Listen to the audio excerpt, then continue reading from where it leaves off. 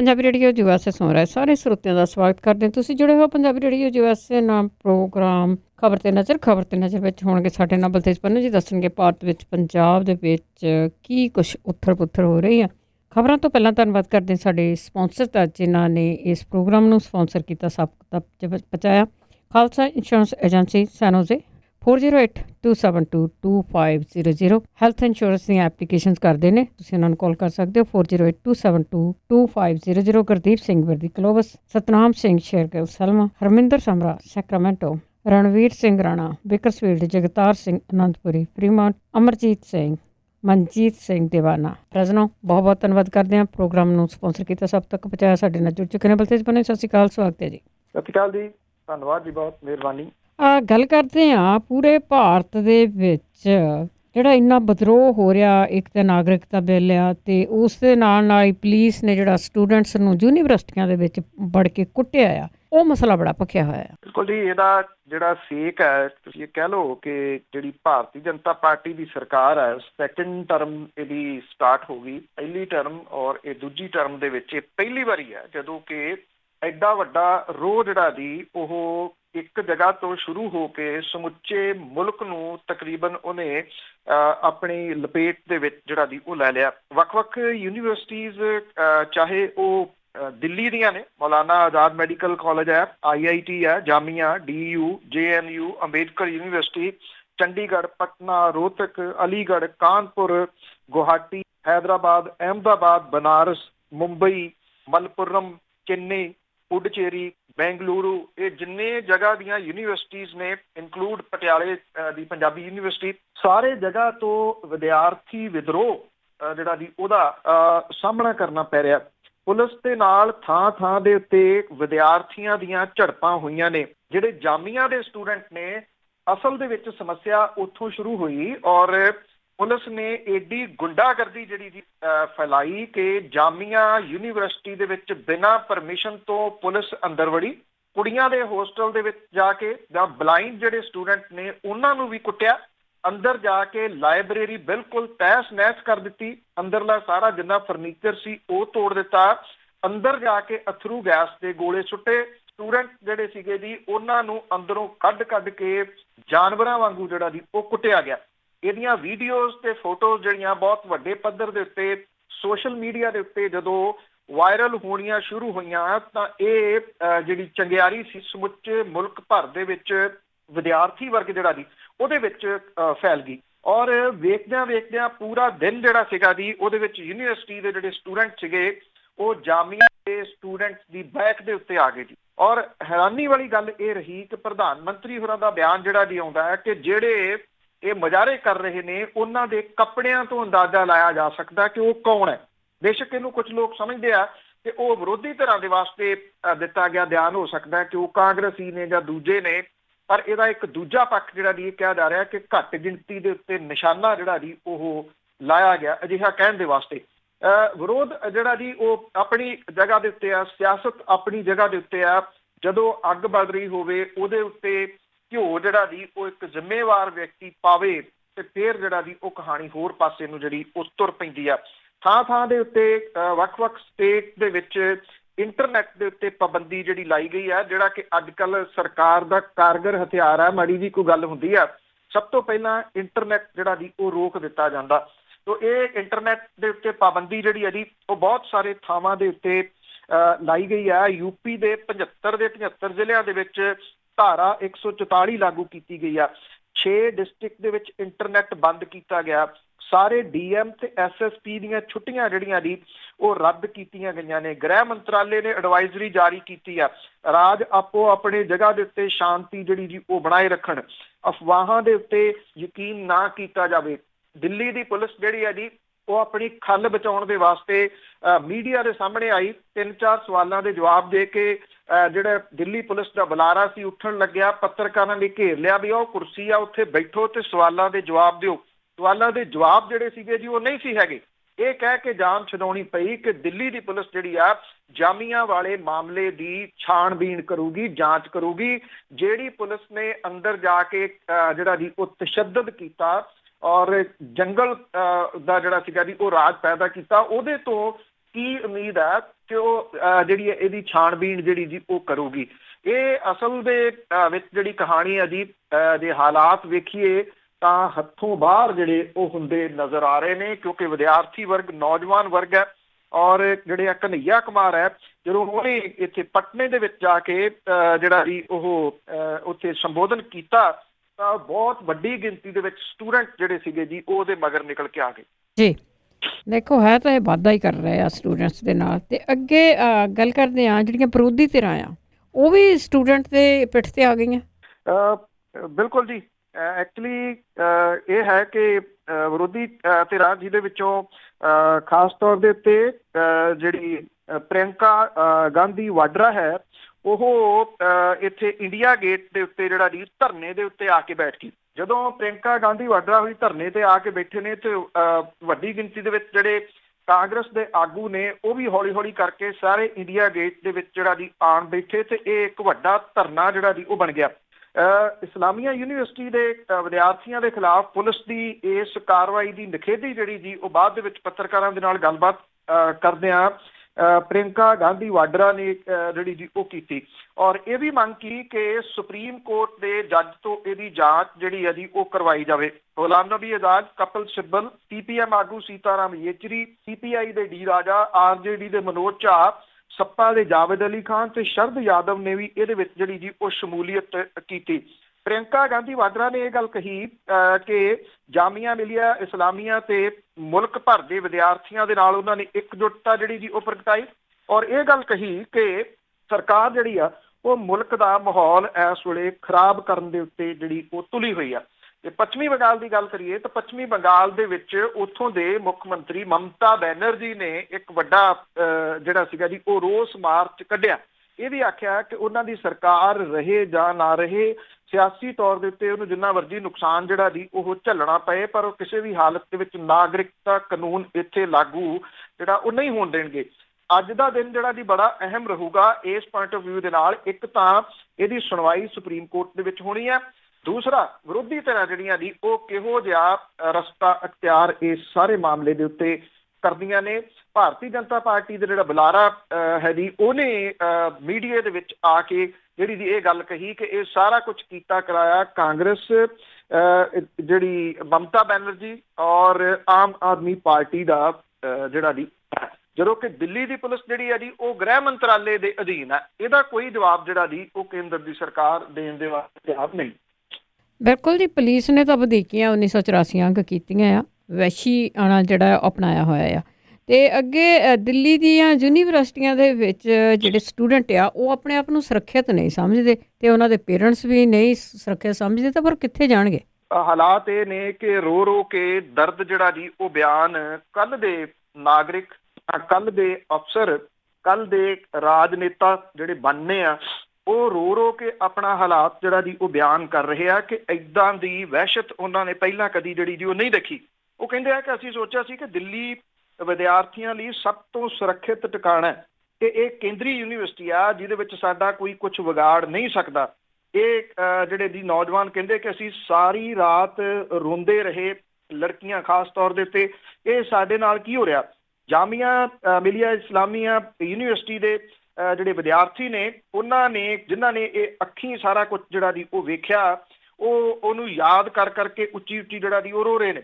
ਸਹਿਮੀਆਂ ਤੇ ਡਰੀਆਂ ਹੋਈਆਂ ਜਿਹੜੀਆਂ ਵਿਦਿਆਰਥਣਾਂ ਨੇ ਉਹ ਹੋਸਟਲ ਛੱਡ ਕੇ ਜਾ ਰਹੀਆਂ ਨੇ। ਇੱਕ ਵਿਦਿਆਰਥਣ ਜਿਹੜੀ ਹੈ ਜੀ ਉਹ ਕਹਿੰਦੀ ਆ ਕਿ ਮੈਂ ਪੂਰੇ ਮੁਲਕ 'ਚ ਆਪਣੇ ਆਪ ਨੂੰ ਹੁਣ ਸੁਰੱਖਿਅਤ ਮਹਿਸੂਸ ਨਹੀਂ ਕਰਦੀ। ਮੈਨੂੰ ਨਹੀਂ ਪਤਾ ਕਿ ਮੈਂ ਕਿੱਥੇ ਜਾਊਂਗੀ, ਕਿਤੇ ਮੈਂ ਹਜੂਮੀ ਹਿੰਸਾ ਜਿਹੜੀ ਲਿੰਚਿੰਗ ਹੈ ਉਹਦਾ ਸ਼ਿਕਾਰ ਨਾ ਬਣ ਜਾਵਾਂ। ਉਹ ਇਹ ਵੀ ਕਹਿੰਦੀ ਆ ਕਿ ਮੈਂ ਨਹੀਂ ਜਾਣਦੀ ਕਿ ਕੱਲ ਨੂੰ ਮੇਰੇ ਦੋਸਤ ਭਾਰਤੀ ਨਾਗਰਿਕ ਰਹਿਣਗੇ ਜਾਂ ਨਹੀਂ। ਇਹ ਬਹੁਤ ਵੱਡੀਆਂ ਗੱਲਾਂ ਨੇ ਜਿਹੜੀਆਂ ਇਹ ਸਟੂਡੈਂਟ ਜਿਹੜੇ ਦੀ ਉਹ ਕਹਿ ਰਹੇ ਨੇ। ਨਾਗਰਿਕਤਾ ਸੋਧ ਐਕਟ ਦੇ ਖਿਲਾਫ ਜਿਹੜਾ ਪ੍ਰਦਰਸ਼ਨਾਂ ਤੋਂ ਬਾਅਦ ਪੁਲਿਸ ਨੇ ਜਾਮੀਆ ਇਸਲਾਮੀਆ ਯੂਨੀਵਰਸਿਟੀ ਦੇ ਵਿੱਚ ਦਾਖਲ ਹੋ ਕੇ ਬੇਕਸੂਰ ਵਿਦਿਆਰਥੀਆਂ ਦੀ ਜਿਹੜੀ ਦੀ ਉਹ ਕੁੱਟਮਾਰ ਜਿਹੜੀ ਕੀਤੀ ਸੀ। ਉਸ ਤੋਂ ਬਾਅਦ ਜਿਹੜਾ ਦੀ ਇਹ ਸਟੂਡੈਂਟ ਜਿਹੜੇ ਨੇ ਉਹ ਸੜਕਾਂ ਦੇ ਉੱਤੇ ਵੀ ਆਏ ਔਰ ਉਹਨਾਂ ਨੇ ਆਪਣਾ ਦਰਦ ਜਿਹੜਾ ਸੀਗਾ ਜੀ ਉਹ ਰਾਤ ਦਾ ਬਿਆਨ ਕੀਤਾ। ਉਹਨਾਂ ਨੇ ਸੱਟਾਂ ਵੀ ਜਿਹੜੀਆਂ ਜੀ ਉਹ ਵਿਖਾਈਆਂ। ਲਹੂ ਲੁਹਾਨ ਹੋਏ ਪਏ ਜਿਹੜੇ ਵਿਦਿਆਰਥੀ ਸੀ ਉਹਨਾਂ ਨੇ ਝਾੜੀਆਂ ਦੇ ਵਿੱਚ ਲੁੱਕ ਕੇ ਜਾਨ ਬਚਾਈ। 100 ਦੇ ਕਰੀਬ ਜਿਹੜੇ ਸਟੂਡੈਂਟ ਸੀ ਉਹਨਾਂ ਨੂੰ ਹਿਰਾਸਤ 'ਚ ਲੈਣ ਤੋਂ ਬਾਅਦ ਤੜਕੇ 3:30 ਵਜੇ ਰਿਹਾ ਜਿਹੜਾ ਜੀ ਉਹ ਕੀਤਾ ਗਿਆ। ਇੱਕ ਸਟੂਡੈਂਟ ਇਹ ਕਹਿੰਦਾ ਹੈ ਕਿ ਮੈਂ ਮੁਸਲਮਾਨ ਨਹੀਂ, ਪਰ ਫਿਰ ਵੀ ਪਹਿਲੇ ਦਿਨ ਤੋਂ ਐਕਟ ਦੇ ਖਿਲਾਫ ਡਟਿਆ, ਕਿਉਂਕਿ ਜੇ ਅਸੀਂ ਸਹੀ ਦੇ ਨਾਲ ਖੜੇ ਨਹੀਂ ਹੋ ਸਕਦੇ ਤਾਂ ਸਿੱਖਿਆ ਲੈਣ ਦਾ ਕੋਈ ਫਾਇਦਾ ਨਹੀਂ। ਜਾਮੀਆ ਦੇ ਵਿੱਚ ਪੁਲਿਸ ਦੇ ਦਾਖਲੇ ਤੋਂ ਮਗਰੋਂ ਜਿਹੜਾ ਡਰ ਪੈਦਾ ਹੋਇਆ ਉਹਦੇ ਵਾਸਤੇ ਇੱਕ ਜਿਹੜੀ ਵਿਦਿਆਰਥਣ ਕਹਿੰਦੀ ਆ ਕਿ ਉਹ ਜਦੋਂ ਲਾਇਬ੍ਰੇਰੀ ਦੇ ਵਿੱਚ ਸੀ ਤਾਂ ਸੁਪਰਵਾਈਜ਼ਰ ਨੇ ਦੱਸਿਆ ਕਿ ਹਾਲਾਤ ਵਿਗੜ ਗਏ ਆ। ਮੈਂ ਉੱਥੋਂ ਨਿਕਲਣ ਵਾਲੀ ਸੀ ਕਿ ਵੱਡੀ ਗਿਣਤੀ ਦੇ ਵਿੱਚ ਵਿਦਿਆਰਥੀ ਪਹੁੰਚ ਗਏ ਔਰ ਪੂਰੀ ਲਾਇਬ੍ਰੇਰੀ 30 ਮਿੰਟਾਂ 'ਚ ਭਰ ਗਈ। ਡਾਂਗਾ ਮਾਰਦੇ ਦਿੱਲੀ ਪੁਲਿਸ ਦੇ ਸਿਪਾਹੀ ਅੰਦਰ ਆਏ, ਉਹਨਾਂ ਨੇ ਗਾਲਾਂ ਕੱਢਣੀਆਂ ਸ਼ੁਰੂ ਕਰਤੀਆਂ, ਸਾਰਿਆਂ ਨੂੰ ਲਾਇਬ੍ਰੇਰੀ 'ਚੋਂ ਜਾਣ ਲਈ ਕਿਹਾ।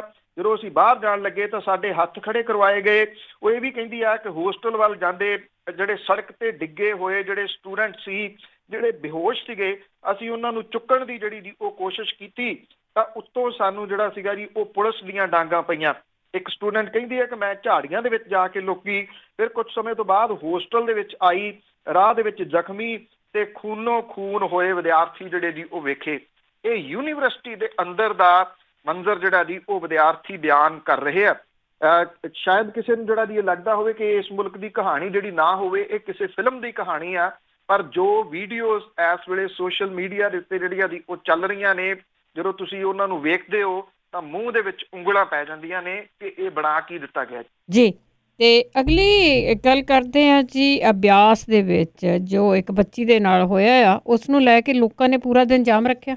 ਇਹ ਬੜੀ ਸ਼ਰਮਨਾਕ ਘਟਨਾ ਜਿਹੜੀ ਜੀ ਉਹ ਵਾਪਰੀ ਆ। ਕਈ ਪੁਆਇੰਟ ਆਫ ਵਿਊ ਤੋਂ ਇਹਨੂੰ ਜਿਹੜਾ ਜੀ ਜੇ ਦੇਖਿਆ ਜਾਵੇ ਤਾਂ ਇੱਕ ਤਾਂ ਇਹ ਬੱਚੀ ਬਹੁਤ ਛੋਟੀ ਦੂਸਰੀ ਕਲਾਸ ਦੇ ਵਿੱਚ ਪੜ੍ਹਦੀ ਸੀ। ਬਿਆਸ ਦਾ ਇਹ ਸੈਕਰਡ ਹਾਰਟ ਸਕੂਲ ਹੈ। ਮਣਾ ਮੂਹੀ ਫੀਸਾਂ ਇਹ ਸਕੂਲ ਜਿਹੜੇ ਜੀ ਉਹ ਕਰਾਉਂਦੇ ਆ ਤੇ ਸੁਰੱਖਿਆ ਦੇ ਨਾਂ ਦੇ ਉੱਤੇ ਉਹਨਾਂ ਦੇ ਪੱਲੇ ਜਿਹੜਾ ਜੀ ਉਹ ਕੀ ਆ, ਉਹ ਇਹ ਵਾਪਰੀ ਜਿਹੜੀ ਘਟਨਾ ਦੱਸਦੀ ਹੈ। ਇਸੇ ਹੀ ਸਕੂਲ ਦਾ 10ਵੀਂ ਦਾ ਇੱਕ ਸਟੂਡੈਂਟ ਸੀਗਾ ਜੀ ਜਿਹਨੇ ਇਸ ਸ਼ਰਮਨਾਕ ਜਿਹੜੀ ਘਟਨਾ ਉਹਨੂੰ ਅੰਜਾਮ ਦਿੱਤਾ, ਕਿਉਂਕਿ ਇਹ ਬੱਚੀ ਨੂੰ ਉਹਦਾ ਪਿਤਾ ਜਿਹੜਾ ਸੀਗਾ ਜੀ ਸਕੂਲ ਲੱਗਣ ਤੋਂ ਕੁਝ ਸਮਾਂ ਪਹਿਲਾਂ ਛੱਡ ਗਿਆ ਸੀਗਾ। ਇਹ ਜਿਹੜਾ ਮੁੰਡਾ ਉਹਦੀ ਮਾਨਸਿਕਤਾ ਦੇ ਉੱਤੇ ਵੀ ਕਈ ਤਰ੍ਹਾਂ ਦੇ ਸਵਾਲ ਜਿਹੜੇ ਜੀ ਉਹ ਖੜੇ ਹੋ ਰਹੇ ਆ। ਉਹ ਬਾਅਦ ਵਾਲੀਆਂ ਜਿਹੜੀਆਂ ਉਹ ਗੱਲਾਂ ਨੇ। ਜਿਹੜੇ ਮਾਪੇ ਨੇ ਉਹ ਇਹ ਕਹਿ ਰਹੇ ਸਨ ਕਿ ਜਿਹੜਾ ਸਕੂਲ ਦੀ ਜਿਹੜੀ ਪ੍ਰਬੰਧਕ ਕਮੇਟੀ ਆ ਉਹਨੂੰ ਇਹਦੇ ਵਿੱਚ ਧਿਰ ਬਣਾਇਆ ਜਾਣਾ ਚਾਹੀਦਾ ਇਸ ਮਾਮਲੇ 'ਚ। ਬੇਸ਼ੱਕ ਪੁਲਿਸ ਨੇ ਮੁੰਡੇ ਨੂੰ ਤਾਂ ਗ੍ਰਿਫਤਾਰ ਜਿਹੜਾ ਜੀ ਉਹ ਪਹਿਲੇ ਦਿਨ ਕਰ ਲਿਆ ਤੇ ਉਹਨੂੰ ਜਿਹੜਾ ਜੁਵੈਨਾਈਲ ਹੁਸ਼ਿਆਰਪੁਰ ਦੇ ਵਿੱਚ ਉੱਥੇ ਭੇਜ ਦਿੱਤਾ।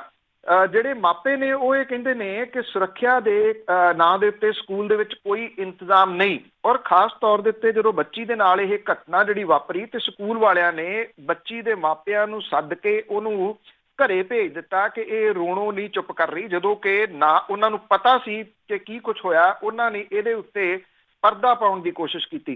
ਹੁਣ ਇੱਕ ਪੁਰਾਣੀ ਘਟਨਾ ਜਿਹੜੀ ਦੀ ਸਾਹਮਣੇ ਆ ਰਹੀ ਕਿ ਇੱਥੇ ਕੁੜੀ ਇੱਕ ਜਿਹੜੀ ਦੀ ਉਹ ਸੁਸਾਈਡ ਕਰ ਗਈ ਸੀ ਉੱਤੋਂ ਛਾਲ ਮਾਰ ਕੇ ਕੁਝ ਸਮਾਂ ਪਹਿਲਾਂ, ਉਦੋਂ ਵੀ ਉਹ ਮਾਮਲਾ ਦੱਬ ਲਿਆ ਗਿਆ ਸੀ ਔਰ ਇਹ ਕੁੜੀ ਉਸ ਮੁੰਡੇ ਦੀ ਭੈਣ ਜਿਹੜੀ ਜੀ ਉਹ ਦੱਸੀ ਜਾ ਰਹੀ ਹੈ। ਤਾਂ ਕਰਕੇ ਮੈਂ ਮਾਨਸਿਕਤਾ ਦੀ ਗੱਲ ਕੀਤੀ ਸੀ ਕਿ ਮਾਨਸਿਕਤਾ ਦਾ ਜਿਹੜਾ ਜੀ ਉਹ ਪੁਆਇੰਟ ਆਫ ਵਿਊ ਉਹ ਇਹਦੇ ਨਾਲ ਕਿਤੇ ਨਾ ਕਿਤੇ ਜਿਹੜਾ ਉਹ ਜੁੜਦਾ।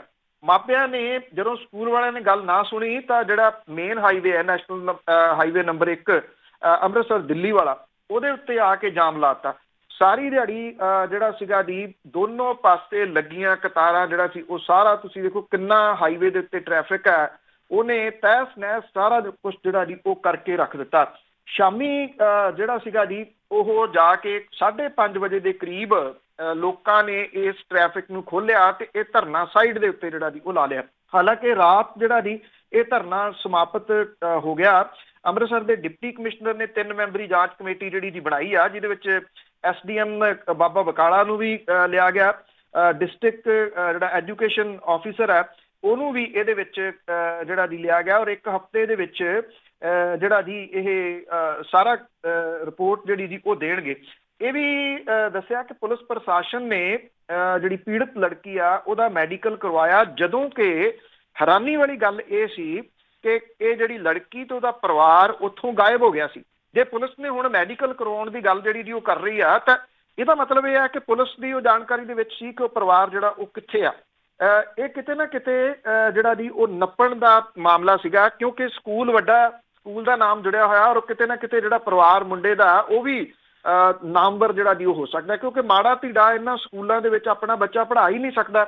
ਇੱਥੇ ਤਾਂ ਮਣਾ ਮੂਹੀ ਫੀਸ ਆ। ਇਹਨਾਂ ਸਕੂਲਾਂ ਦੇ ਵਿੱਚ ਮਸ਼ੀਨਾਂ ਲੱਗੀਆਂ ਹੋਈਆਂ ਨੇ, ਪੈਸੇ ਜਿਹੜਾ ਜੀ ਉਹ ਗਿਣਨ ਦੇ ਵਾਸਤੇ ਇੰਨਾ ਪੈਸਾ ਇਕੱਠਾ ਕਰਦੇ ਨੇ। ਜਿਹੜਾ ਇੱਕ ਪੁਲਿਸ ਨੇ ਜਿਹੜਾ ਲੁੱਟਿਆ ਸੀਗਾ, ਜੇ ਤੁਹਾਨੂੰ ਯਾਦ ਹੋਵੇ ਪਾਦਰੀ ਤੋਂ, ਇਹ ਉਹੋ ਹੀ ਸਕੂਲ ਨੇ ਜੀ ਸਾਰੇ ਜਿਨ੍ਹਾਂ ਦੇ ਕੋਲੇ ਕਰੋੜਾਂ ਰੁਪਈਆ ਜਿਹੜਾ ਜੀ ਆਉਂਦਾ। ਤੇ ਸੁਰੱਖਿਆ ਦੇ ਨਾਂ ਦੇ ਉੱਤੇ ਕੀ ਕੁਛ ਬੱਚੀ ਦੇ ਨਾਲ ਹੋਇਆ ਉਹ ਸਭ ਦੇ ਸਾਹਮਣੇ ਹੈ।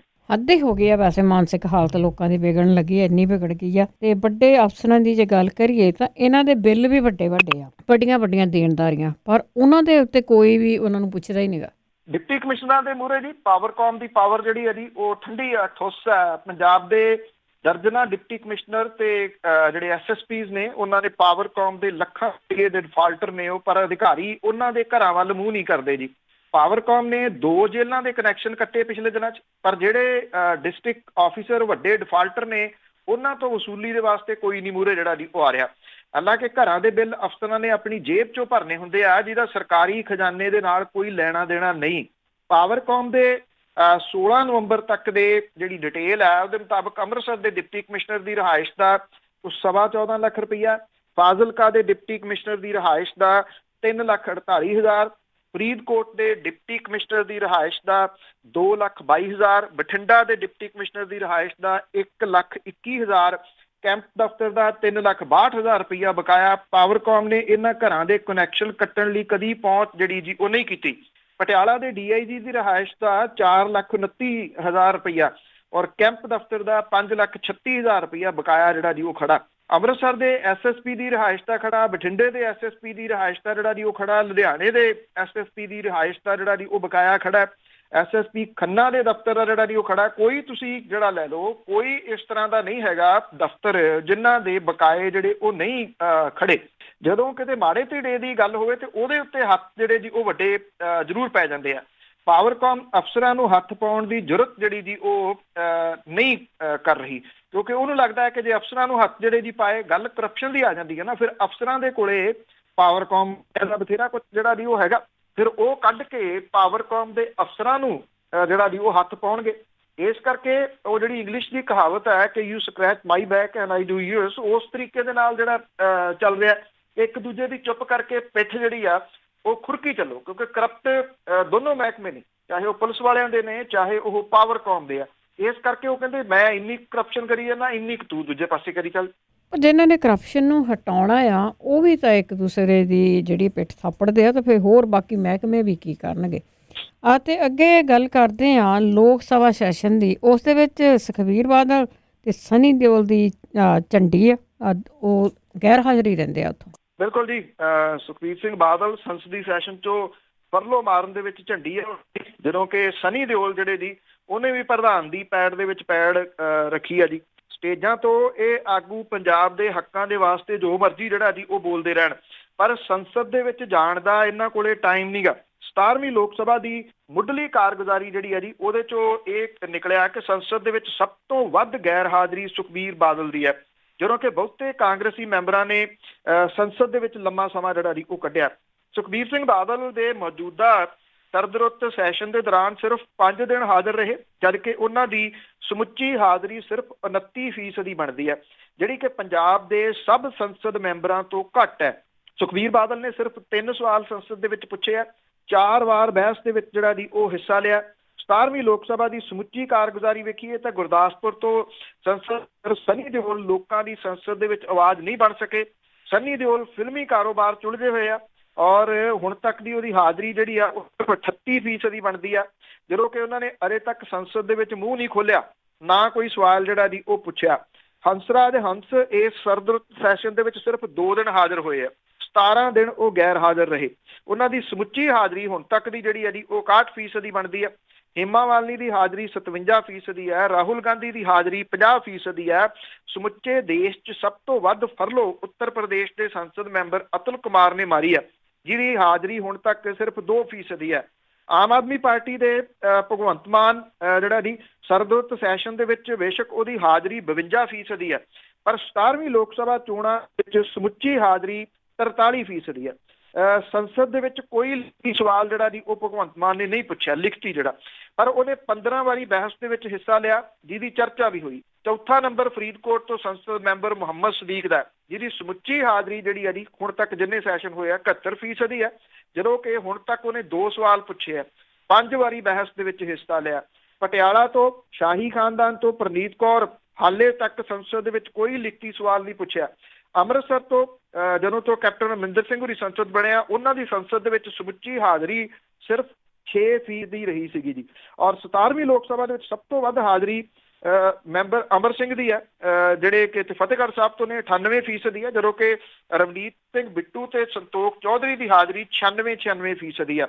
ਖਡੂਰ ਸਾਹਿਬ ਤੋਂ ਸੰਸਦ ਮੈਂਬਰ ਜਸਵੀਰ ਸਿੰਘ ਡਿੰਪਾ ਦੀ ਹਾਜ਼ਰੀ ਜਿਹੜੀ ਦੀ ਉਹ 95% ਦੀ ਹੈ। ਪਰ ਇਹ ਹੈ ਕਿ ਸਵਾਲ ਪੁੱਛਣ ਵਾਲੇ ਮਾਮਲੇ ਦੇ ਵਿੱਚ ਇਹ ਕਿਤੇ ਕੋਈ ਜਿਹੜੇ ਦੀ ਉਹ ਨਹੀਂ ਰੜਕਦੇ ਜੀ। ਤੇ ਅੱਗੇ ਢੀਂਡਸਾ ਦੀ ਜੇ ਗੱਲ ਕਰੀਏ ਤਾਂ ਉਸਨੂੰ ਆਪਣੇ ਜੱਦੀ ਹਲਕੇ ਤੋਂ ਲੱਗਦਾ ਕਿ ਕੋਈ ਬਹੁਤੀ ਵੱਡੀ ਸਪੋਰਟ ਹੀ ਨਹੀਂ ਮਿਲ ਰਹੀ।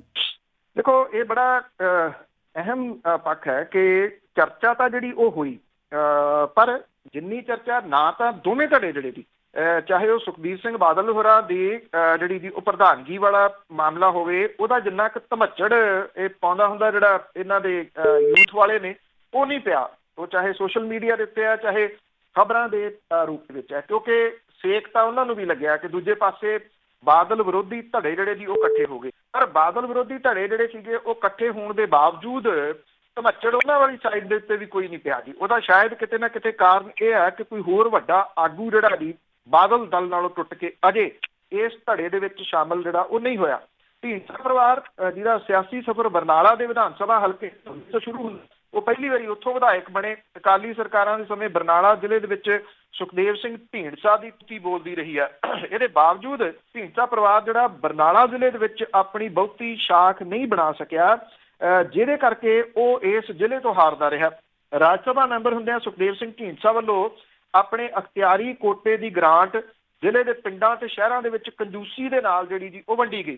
ਪਿਛਲੀਆਂ ਲੋਕ ਸਭਾ ਚੋਣਾਂ ਦੇ ਸਮੇਂ ਪਰਮਿੰਦਰ ਸਿੰਘ ਢੀਂਡਸਾ ਹੋਰੀ ਇਸ ਹਲਕੇ ਤੋਂ ਅਕਾਲੀ ਦਲ ਦੇ ਉਮੀਦਵਾਰ ਸੀਗੇ, ਪਰ ਵੱਡੇ ਢੀਂਡਸਾ ਦੀ ਸਿਆਸੀ ਚੁੱਪ ਤੇ ਪਿਛਲੇ ਸਮਿਆਂ 'ਚ ਬਰਨਾਲਾ ਜ਼ਿਲ੍ਹੇ ਨੂੰ ਨਜ਼ਰ ਅੰਦਾਜ਼ ਕਰਨਾ, ਉਹਦੇ ਵਾਸਤੇ ਉੱਥੇ ਪੈਰ ਲਾਉਣੇ ਜਿਹੜੇ ਜੀ ਉਹ ਔਖੇ ਹੋ ਰਿਹਾ। ਨਾ ਸਿਰਫ ਬਰਨਾਲਾ ਬਲਕਿ ਸੰਗਰੂਰ ਦੇ ਵਿੱਚ ਵੀ ਸੁਖਦੇਵ ਸਿੰਘ ਢੀਂਡਸਾ ਹੋਰਾਂ ਦੇ ਧੜੇ ਨੂੰ ਜਾਂ ਉਹਨਾਂ ਨੂੰ ਅਜੇ ਤੱਕ ਕੋਈ ਬਹੁਤੀ ਸਪੋਰਟ ਜਿਹੜੀ ਜੀ ਉਹ ਨਹੀਂ ਮਿਲੀ।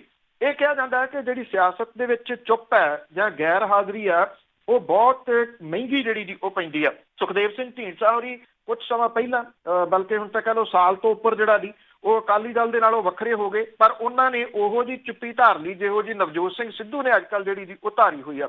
ਇਹ ਇੱਕ ਕਾਰਨ ਜਿਹੜਾ ਦੀ ਉਹ ਬਣਿਆ ਕਿ ਜਦੋਂ ਉਹ ਸਰਗਰਮ ਨਹੀਂ ਰਹੇ, ਲੋਕਾਂ ਨੇ ਨਿੱਤ ਦੇ ਕੰਮਕਾਰ ਜਿਹੜੇ ਦੀ ਉਹ ਲੈਣੇ ਹੁੰਦੇ ਆ, ਉਹਦੇ ਵਾਸਤੇ ਜਿਹੜੇ ਸੁਖਦੇਵ ਸਿੰਘ ਢੀਂਡਸਾ ਉਹ ਅਵੇਲੇਬਲ ਨਹੀਂ ਸਨ।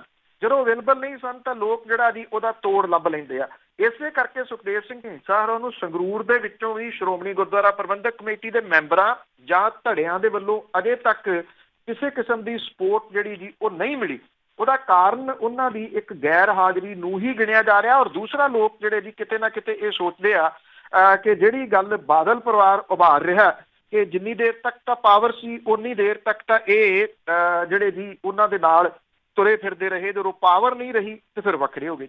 ਜੀ ਜੀ ਮੌਕਾ ਪ੍ਰਸਤੀਆਂ ਬਹੁਤ ਜ਼ਿਆਦਾ ਆ ਜੀ। ਤੇ ਹੋਰ ਪੰਜਾਬ ਦੀ ਜੇ ਗੱਲ ਕਰੀਏ, ਬਹੁਤਾ ਕਿਹਾ ਜਾਂਦਾ ਵੀ ਪੰਜਾਬ ਬਹੁਤ ਖੁਸ਼ਹਾਲ ਆ, ਲੀਡਰਾਂ ਵੱਲੋਂ ਵੀ ਕਿਹਾ ਜਾਂਦਾ ਪੰਜਾਬ ਬਹੁਤ ਖੁਸ਼ਹਾਲ ਆ, ਪਰ ਇੱਕ ਹੋਰ ਹੀ ਨਵਾਂ ਫੰਡਾ ਸ਼ੁਰੂ ਕੀਤਾ ਕਿ ਬਿਜਲੀ ਦੇ ਬਿੱਲ ਦੇਣ ਲਈ ਵੀ ਲੋਨ ਲੈ ਸਕਦੇ ਆ। ਬਿਲਕੁਲ ਜੀ, ਇਹਦੇ ਵਾਸਤੇ ਜਿਹੜਾ ਕ੍ਰੈਡਿਟ ਕਾਰਡ ਜਾਂ ਡੈਬਿਟ ਕਾਰਡ ਜਿਹੜਾ ਦੀ ਉਹ ਬੈਂਕ ਦਾ ਹੋਣਾ ਚਾਹੀਦਾ। ਇਹ ਹੁਣ ਨਵਾਂ ਕਰਜ਼ੇ ਦਾ ਤਰੀਕਾ ਜਿਹੜਾ ਜੀ ਉਹ ਕੱਢਿਆ।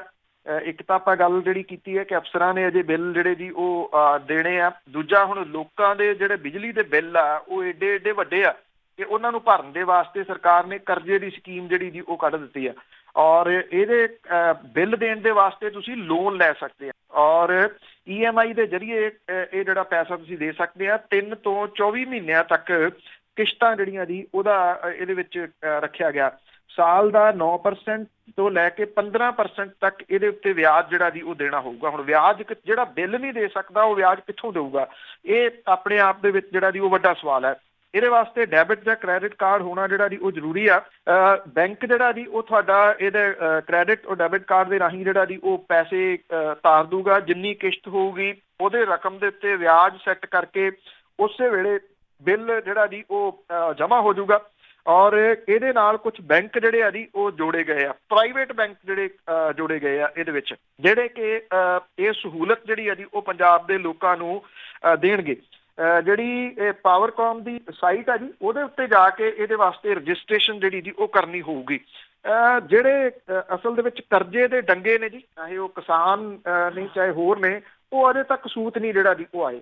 ਤੇ ਇਹ ਇੱਕ ਨਵਾਂ ਫੰਡਾ ਜਿਹੜਾ ਜੀ ਉਹ ਦੇ ਕੇ ਸਰਕਾਰ ਨੇ ਇੱਕ ਕਿਸਮ ਦੇ ਨਾਲ ਕਰਜ਼ਾਈ ਕਰਨ ਦੀ ਇੱਕ ਨਵੀਂ ਸਕੀਮ ਜਿਹੜੀ ਹੈ ਜੀ ਉਹ ਲਾਂਚ ਕਰ ਦਿੱਤੀ ਹੈ ਕਿ ਇਸ ਤਰੀਕੇ ਦੇ ਨਾਲ ਵੀ ਤੁਹਾਡੀਆਂ ਜੇਬਾਂ ਤੋਂ ਜਿਹੜਾ ਜੀ ਉਹ ਕੱਢਾਂਗੇ। ਇਹਦੇ ਨਾਲ ਲੋਕ ਮੁਸ਼ਕਲ ਦੇ ਵਿੱਚ ਜਿਹੜਾ ਜੀ ਉਹ ਫਸਣਗੇ, ਕਿਉਂਕਿ ਉਹ ਕਿਹੜੇ ਲੋਕ ਨੇ ਜਿਹੜੇ ਵਿਆਜ ਦੇ ਉੱਤੇ ਜਿਹੜਾ ਚੁੱਕਣਗੇ, ਉਹ ਆਮ ਬੰਦੇ ਨੇ, ਗਰੀਬ ਜਿਹੜੇ ਬਿੱਲ ਨਹੀਂ ਤਾਰ ਸਕਦੇ। ਜਦੋਂ ਬਿੱਲ ਨਹੀਂ ਤਾਰ ਸਕਦੇ ਤੇ ਫਿਰ ਉਹਦੇ ਉੱਤੇ ਵਿਆਜ ਜਿਹੜਾ ਜੀ ਉਹ ਕਿਵੇਂ ਦੇਣੇ? ਹਰੇਕ ਚੀਜ਼ ਦੇ ਵਿੱਚ ਵਿਆਜ ਲੈਣਾ ਪੈਂਦਾ। ਤੁਹਾਨੂੰ ਇਸ ਤਰ੍ਹਾਂ ਨਹੀਂ ਲੱਗਦਾ ਕਿ ਲੋਕਾਂ ਨੂੰ ਮੁੜ ਕੇ ਹੁਣ ਪੁਰਾਣੇ ਜ਼ਮਾਨੇ ਦੇ ਵਿੱਚ ਜਾਣਾ ਚਾਹੀਦਾ? ਜਾਣਾ ਤਾਂ ਦੇਖੋ ਜੀ ਪਊਗਾ ਹੀ, ਕਿਸੇ ਨਾ ਕਿਸੇ ਰੂਪ ਦੇ ਵਿੱਚ ਤਾਂ ਜਾਣਾ ਪਊਗਾ ਜੀ। ਅੱਜ ਚਲੇ ਜੋ, ਕੱਲ ਜਿਹੜਾ ਜੀ ਉਹ ਚਲੇ ਜੋ, ਆਪਾਂ ਅਕਸਰ ਜਿਹੜਾ ਜੀ ਉਹ ਦੇਖਦੇ ਹਾਂ ਕਿ ਲੋਕ ਜਿਹੜੇ ਆਹ ਸਿਲਵਰ ਦੇ ਭਾਂਡੇ ਵਗੈਰਾ ਆ ਗਏ ਸੀ, ਸਟੀਲ ਦੇ ਭਾਂਡੇ ਆ ਗਏ ਸੀ, ਉਹਨਾਂ ਤੋਂ ਵਾਪਸ ਪਰਤੇ ਆ ਜੀ। ਮਿੱਟੀ ਦੇ ਭਾਂਡਿਆਂ ਦੀ ਫੇਰ ਵੁੱਕਤ ਜਿਹੜੀ ਹੋਣ ਲੱਗੀ ਆ। ਜਿਹੜੇ ਪਿੱਤਲ ਦੇ ਭਾਂਡੇ ਆ ਕਲੀ ਕੀਤੇ ਹੋਏ, ਉਹਨਾਂ ਦੀ ਵੁੱਕਤ ਜਿਹੜੀ ਜੀ ਉਹ ਪੈਣ ਲੱਗੀ ਆ।